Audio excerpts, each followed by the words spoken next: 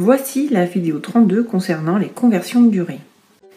Il s'agit d'étudier les unités de temps et contrairement aux unités de longueur, il ne suffit pas d'ajouter des zéros. Commençons par observer quelques abréviations.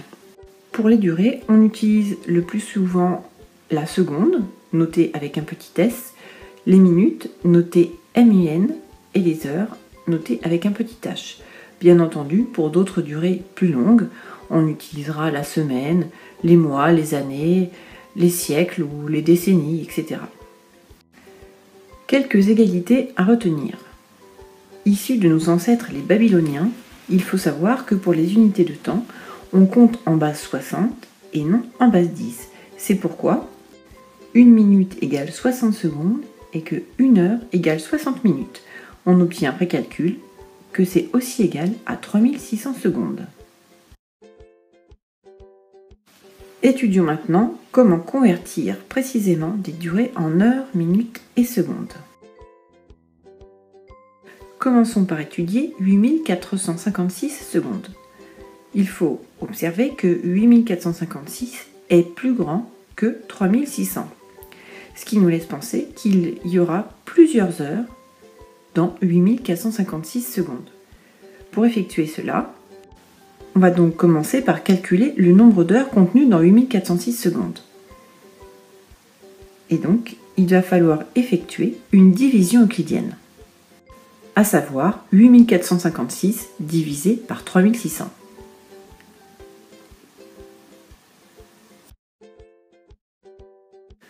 Après calcul, on peut donc conclure que dans 8456 secondes, il y a 2 heures et 1256 secondes.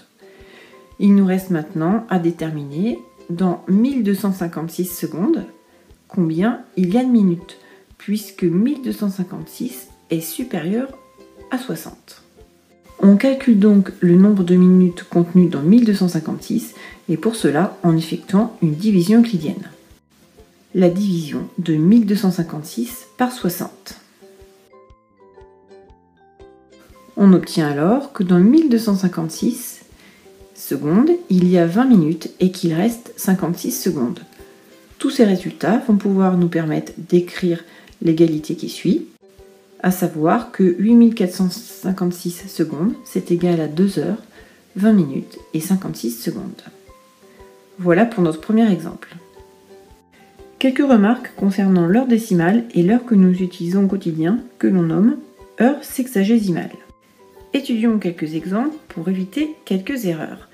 4,5 heures, c'est 4 heures plus la moitié d'une heure, ce qui fait donc 4 heures et 30 minutes. 4,25 heures, c'est 4 heures plus un quart d'une heure, soit 4 heures et 15 minutes. Concernant 4,75 heures, c'est 4 heures plus 3 quarts d'une heure, c'est-à-dire 4 heures. Mais tous les exemples ne sont pas aussi simples. On va étudier 7,36 heures et 0,36 heures, c'est un peu plus compliqué que 0,5 heures.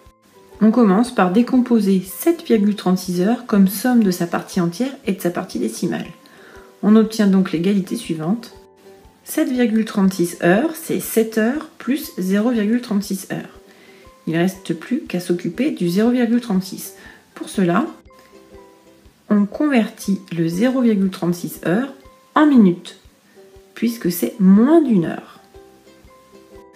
On n'oublie pas que 1 heure, c'est 60 minutes. Il suffit donc de multiplier le 0,36 par 60 pour avoir le nombre de minutes contenues dans 0,36 heures. On obtient après calcul 21,6 minutes. Mais le problème reste le même pour 21,6 minutes. Donc on va effectuer le même raisonnement puisqu'on a 21 minutes entières et il nous reste moins d'une minute que l'on va donc transformer en secondes. On décompose donc 21,6 comme somme de sa partie entière et de sa partie décimale. On a 21,6 égale 21 plus 0,6. 0,6 minutes est inférieur à 1 minute, donc il faut le convertir en secondes. Pour cela, on n'oublie pas que 1 minute, c'est 60 secondes. Il suffit donc de multiplier 0,6 par 60 pour connaître le nombre de secondes contenu dans 0,6 minutes. On obtient 36 secondes. Avec tous ces résultats, on obtient l'égalité suivante.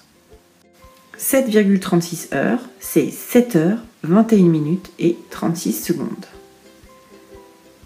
Vous allez pouvoir faire vos exercices en s'appuyant sur la méthode présentée. Alors maintenant, à vous de jouer!